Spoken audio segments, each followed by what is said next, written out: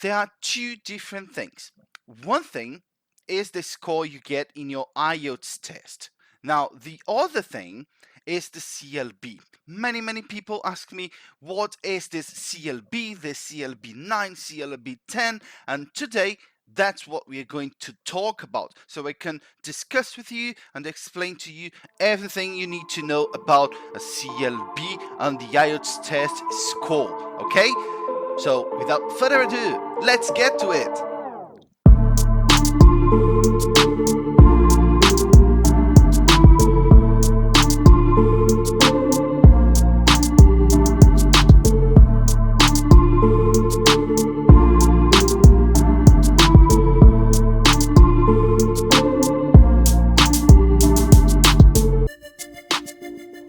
Hello again and welcome back to Blimey English. Today in this video you're going to find out what a CLB is. Have you got any idea of that?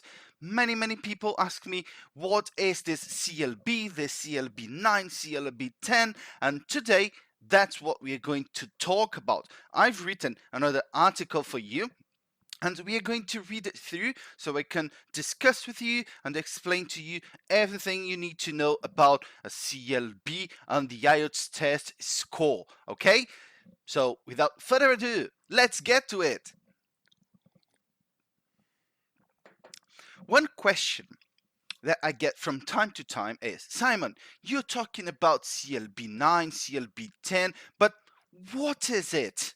Simon, I saw you posting, you're sharing your students' results and how they achieved the CLB 9 or CLB 10, but what is CLB 9? Simon, your course, the Speaking Master, helps us achieving the CLB 9 in the IELTS speaking test, but what is it?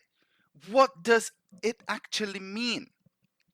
Because of that, I decided to write this article and to make this class to explain to you what this mysterious trio of letters is. And we are going to discuss so you can find out everything you need to know about your score in the IELTS speaking test and how it relates with this so-called CLB. All the information I'm going to provide, all the information I'm going to give you was taken from the official website, Canada's official website, and you can access it too if you like. Okay, let's start. I've even got some charts here, some tables here to compare, but I'm going to show you this a bit further, not now. Let's start saying that there are two different things. One thing is the score you get in your IELTS test. The speaking test bands can range from 0 to 9. In this case, for example, 0 means that you haven't attended your test. Band 1 means that no communication is possible. You might not even be able to pronounce basic words, right?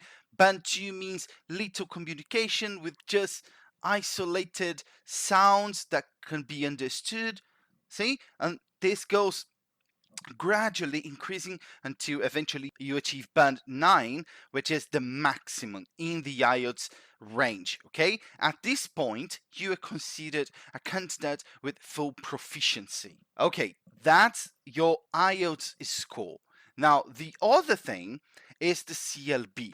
CLB is an acronym. An acronym is a pair or a group of letters that stand for something else. In this case, CLB stands for Canadian Language Benchmarks, which is the criteria that immigration uses for equivalency purposes. Okay? In other words, they take your IELTS score, your IELTS band, and they say that it would be equivalent to another mark, in this case the CLB, for immigration purposes. If you're taking the IELTS test, the equivalency chart is as it follows. I'm going to show it here for you on the screen. Let's take a look at what the government of Canada's website says, okay? So we've got here, this is the official website of Canada, and you can see here, language test equivalency charts. This section contains policy procedures and guidance used by Immigration, Refugees and Citizenship Canada staff. It is posted on the department's website as a courtesy to stakeholders. So stakeholders will be people interested in it, okay? I'm going to read here with you just for you to have a grasp, an idea of what it is, okay? So, equivalencies between the Canadian Language Benchmarks, CLBs for English, the Niveau de Compétence Linguistique Canadien for French, and the results of language tests from designated testing organizations have been established and summarized in the following tables.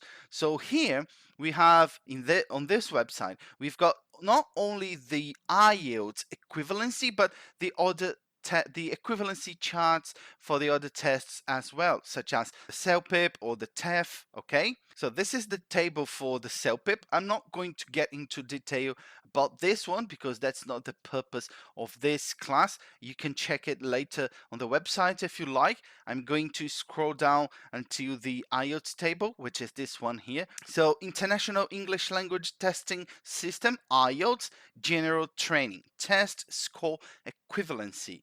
So here you can see that we've got the bands for reading, writing, listening, and speaking, okay? And if you take, let's say, band 7 in speaking, that would be the equivalent of a CLB 9. Got it?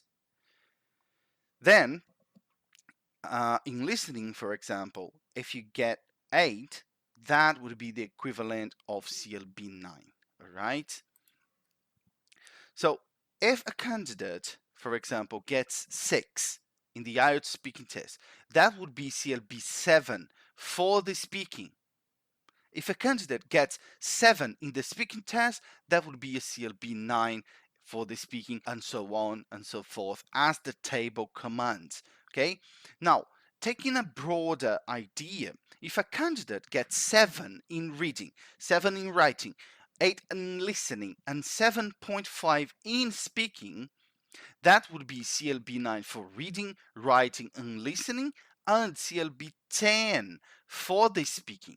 That's why I sometimes talk about CLB 10 in speaking, CLB 9 in speaking, even though the candidate might have got CLB 7 or CLB 8 or even CLB 9 for the other skills. The higher you score, the more likely you are to achieve a great mark for immigration. Now, to achieve 7, band 7 in the IELTS speaking test or CLB 9, they're the same. In the speaking, you need to know what to do and how to do it. That's what I teach you in the Speaking Master. I teach you how to use the 7 techniques that I've developed to achieve the CLB 9 in the speaking test. And when I say that I teach you how to get there, I mean that I teach you how to use the 7 techniques I've developed to correspond to the expectations of the test. And when I say expectations of the test, I'm meaning apart from other assessment criteria, the band descriptors of each band. The band descriptors of each band are what each band represents, as in what can a user of the language at that level can do with the language.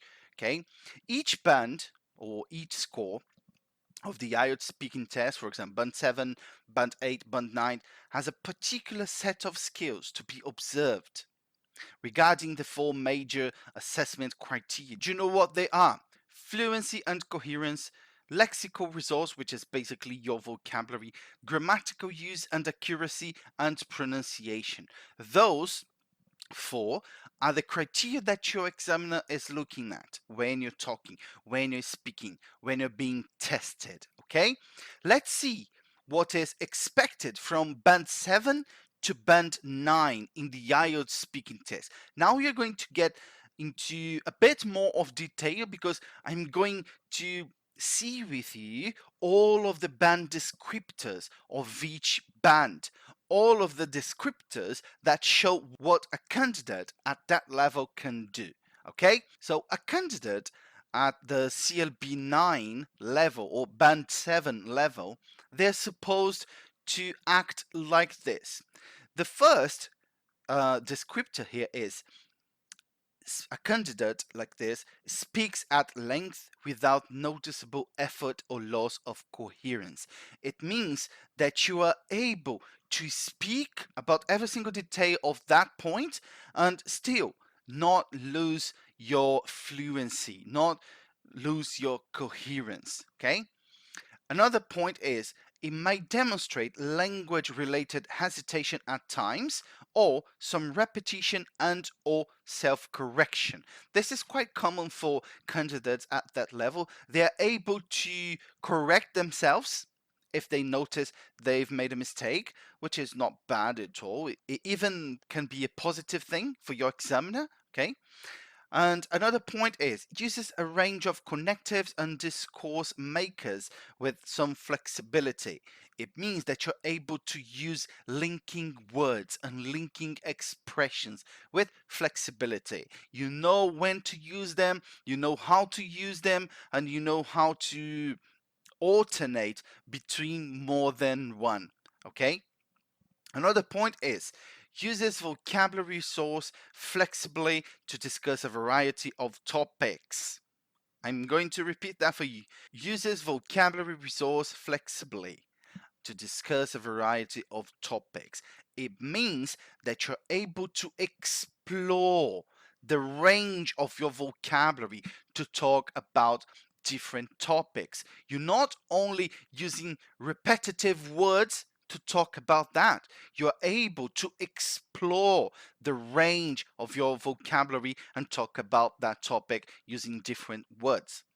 Now, another point is uses some less common and idiomatic vocabulary and shows some awareness of style and collocation with some inappropriate choices. I'll repeat that one for you as well. Uses some less common and idiomatic vocabulary and shows some awareness of style and collocation with some inappropriate choices. That means that a candidate at that level is able to use collocation, which is the word choices for every single case, and also idiomatic expressions, idioms. They're able to use idioms sometimes with some inappropriacies, but not always. Okay. Another point is uses paraphrase effectively. Uses paraphrase effectively. Paraphrase or paraphrasing is the ability to say the same things using different words. To say one thing but in a different way. And paraphrase, in case you don't know, is something that one of my techniques helps you with. There is one of my techniques that helps you paraphrasing during the test. Okay. Another point is uses a range of complex structures with some flexibility. It means that you're able to use more to not only to use and explore more complex sentence structures. Okay. Another point is frequently produces error-free sentences, though some grammatical mistakes persist. Sometimes these candidates from CLB 9 or band 7, they commit mistakes, but most of times their sentences are error-free. Okay. And the last point of this level is shows all the positive features of band 6 and some, but not all, of the positive features of band 8. So you see that a candidate from band 7 is literally in the middle between band 8 and band 6. Okay? We are going to see now what is expected from a band 8 candidate. A candidate from band 8 is a candidate with CLB 11. Okay?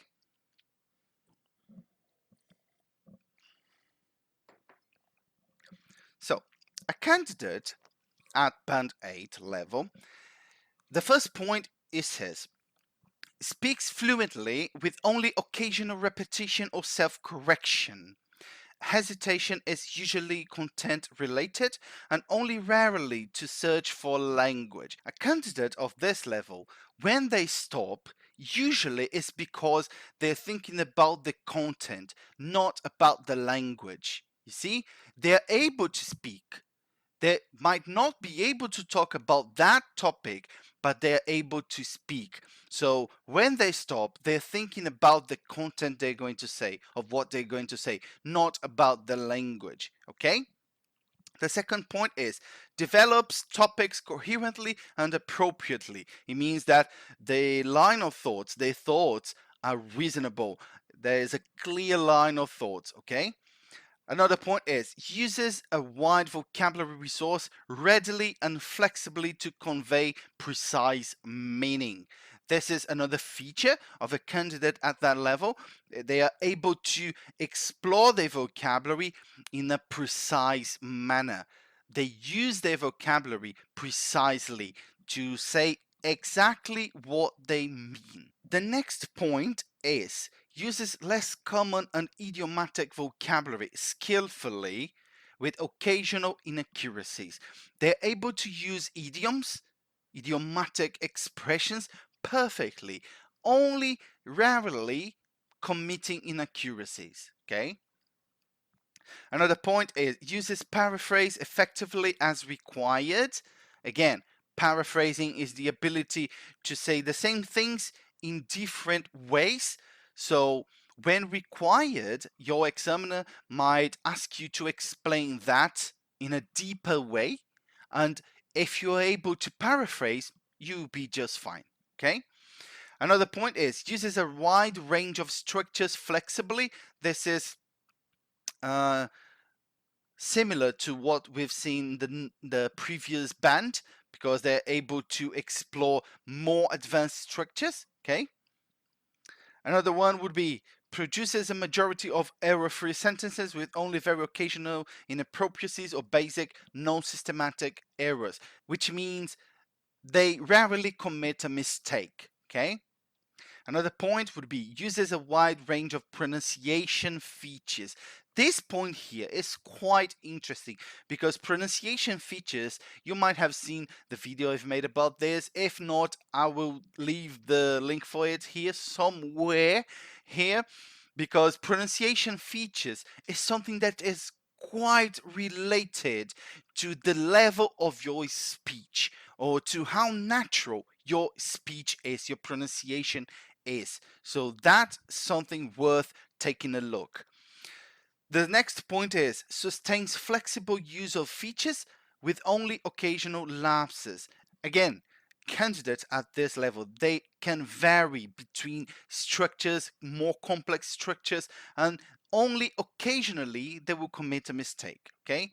Another point is it's easy to understand throughout. Language one accent has minimal effect on intelligibility. I'll repeat that one for you because this one is also interesting. It's easy to understand throughout, during all times. Language one accent has minimal effect on intelligibility. This one means that the first language of the candidate doesn't affect or doesn't interfere with the examiner's understanding of what they're saying. Okay? Now, let's take a look at what is expected from a band 9 candidate. That would be CLB 12. Okay, the first one is speaks fluently with only rare repetition or self-correction. Again, this is the top of the score. So a candidate at this level rarely repeats themselves and rarely needs to correct themselves. Okay, a second point is any hesitation is content related rather than to find words or grammar, which means, again, when they stop, they're not looking for grammar, they're not looking for words, they're not looking for pronunciation checks, they're just looking for content. They might not know 100% of they're talking about, but they know how to say it. Okay. Another point is speaks coherently with fully appropriate cohesive features. They're always always coherent. Their thoughts are always precise, okay? The next point is develops topics fully and appropriately. They talk about that at length. They talk about that, telling all the details needed. Another point would be uses vocabulary with full flexibility and precision in all topics. This one I don't even need to explain. The next one is uses idiomatic language naturally and accurately. So at this point, we are talking about something quite close to a native speaker because they're able to explore idioms and idiomatic expressions in a way that a native would, okay? Another point would be uses a full range of structures naturally and appropriately. The next point produces consistently accurate structures apart from slips, characteristic of native speakers' speech. This would mean that they speak correctly all times, and when they say something that might not be exactly correct, a native would do that too. Okay. The next point would be uses a full range of pronunciation features with precision and subtly. Their accent might not be strong, and when they uses a pronunciation feature, that is not something rough. It is subtle. Okay. Another point sustains flexible use of features throughout. They can use practically every complex structures and features, pronunciation features they want throughout their talks. Another point is effortless to understand. You can understand them all the time. All the time.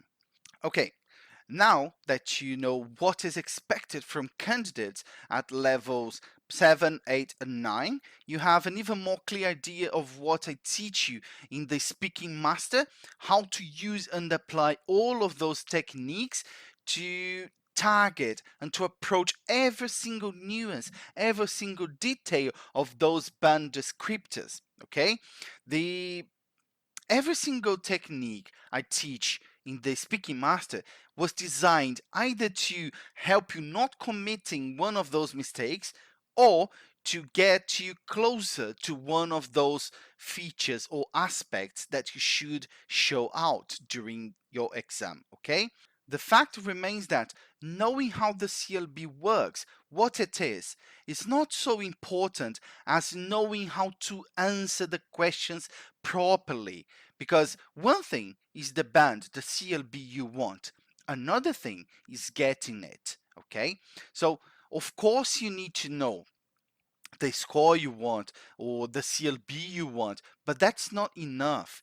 You need to do what needs to be done in order to get there, in order to accomplish that goal. Okay, and I hope I have helped you with this today, at least with the understanding of what those words and those letters, CLB, band descriptors are.